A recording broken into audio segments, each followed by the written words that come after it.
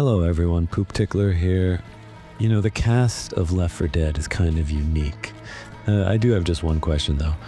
Who is the best, quote-unquote, character of the 8?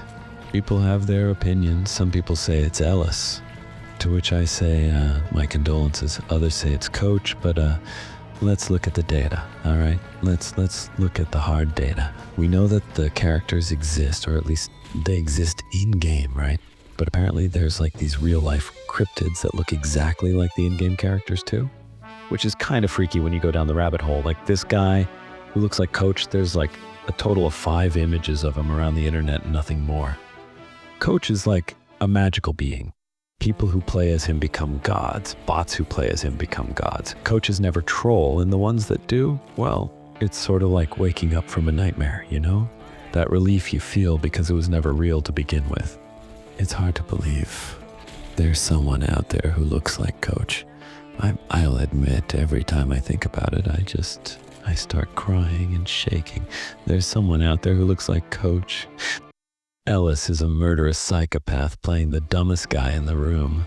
His supposed inane ramblings are really just elaborate stories of all the ways he's tortured his victims. Listen to his stories about Keith, right? Like, he tells the story of Keith getting tear gassed and the effects lasted an entire year.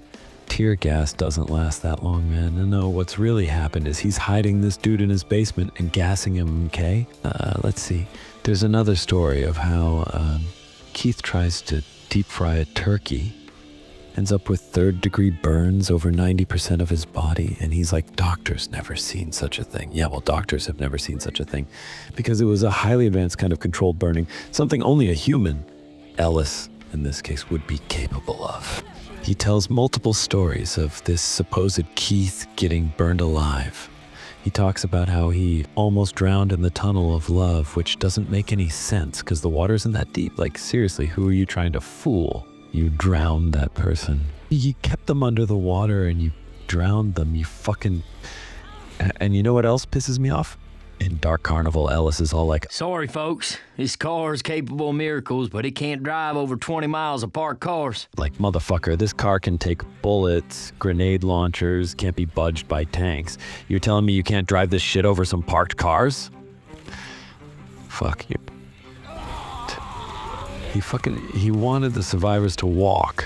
He wanted an excuse to get into another bloodbath. Every lady's crazy when her daddy's not around. Every lady's crazy. Never been recorded, only played live. You know the writers, Coach. Actually, Ellis, you psychotic motherfucker. First off, that's not the name of the song. Coach was singing Midnight Ride, and it's a fucking studio song available on YouTube. What the hell do you mean it's only been played live? Nah, I kid. Look, I'm bullshitting. I kind of hate Ellis, I'll be honest. I mean, he's loud, he's obnoxious, his AI bot is fucking dumb. It'd be more interesting if they made it so he's like secretly a psychopath, but no. Honestly, if this were a tier video, he'd be at the bottom. Rochelle. Geez, what can I say about Rochelle? She became a bit of a gun nut and dead center, but that's really it in terms of personality, man. I mean, I hate to be harsh, but I can't think of a moment where Rochelle really shines. Yeah. Nicka. In case you couldn't tell from my Left 4 Dead moments, you should check those out, by the way. I like Nick's diverse range of swear. He's also got a bit of a personality shift from the beginning of the Left 4 Dead 2 story and the end. I personally believe he's the most fleshed out in-game. Fight me on this. Fight me. I actually really like Lewis. He's the office manager guy, so he has like the soulless corporate behavior, toxic positivity. But in the zombie apocalypse, it becomes psychopathic positivity, and I think it's endearing. It's like Ellis, if Ellis was actually done in a way that wasn't obnoxious, at least to me. Also, the death screams are immaculate. I do like that Francis and Bill have a banter thing going on, and it ends up adopting to other players in game. You often see players playing as Bill and Francis, teasing each other. Francis is an alright character. I haven't got much to say about him, but I think he's alright. I mean, he's almost got Ellis levels of goofy, but not in an Ellis sort of... Didn't I already say that? This script is... Bill's great. He's a leader, a warrior. a visionary.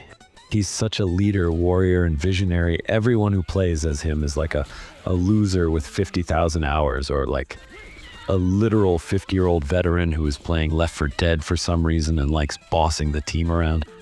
Whichever the case, you can count on whoever's playing Bill to be the one who starts the first vote kick, if you know what I mean. You know, people often criticize Zoe for having no personality. I mean, to me, she's got about as much personality as you'd expect. She's a fucking nerd who almost dropped out of college because she was too busy watching movies. Also, kind of ironic, she probably has like the most character development out of anybody, second to Nick. She's all salty during the sacrifice, but after Bill dies, she steps up and sort of becomes the new leader. Zoe probably has like the most lore out of anybody. Like, her parents got in an argument and then a zombie breaks through the window and kills her mom. Her dad manages to kill it, but then gets attacked by the mom, which is now also turned into an infected.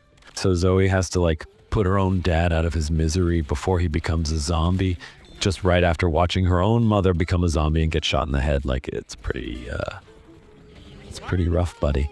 And then somewhere in the comics, it's hinted that her dad could have been immune, so his death was largely in vain. It's funny because you don't really hear about any of this in-game. You mostly just hear shitty movie references. There's no reason for the Zoe lore to go this deep, man.